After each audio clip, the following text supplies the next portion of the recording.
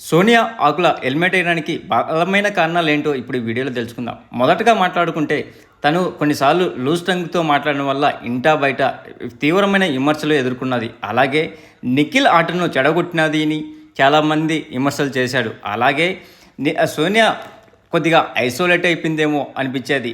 తను ఈ హౌస్‌లో ఉండేదానికంటే బయటికి వెళ్ళిపోవడమే మేలు అని ఒకానొక టైంలో ఫీల్ అయినది.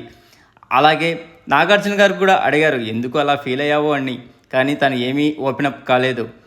అంతేకాకుండా ఈ హౌస్‌లో నాకు కూడా పర్సనల్‌గా అనిపించింది ఏంటంటే, సోనియా ఆకుల హౌస్‌లో ఉండే కంటే వెళ్ళిపోవడమే బెటర్. ఎందుకంటే అక్కడ హౌస్‌లో తనకు అసలు సెట్ కాదు.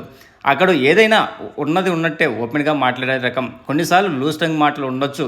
కాకపోతే అక్కడ ఉండే వాళ్ళతో పోలిస్తే మాత్రం తిను చాలా ఓపెన్‌గా ఏదైనా ఉన్నా గానీ ముఖం మీదే చెప్పేది. మిగతా వాళ్ళ మాది బ్యాక్ బిచ్చింగ్ అయితే చేయడం చాలా తక్కువ మిగతా వాళ్ళతో పోలిస్తే. ఇది నాకు అనిపించినది.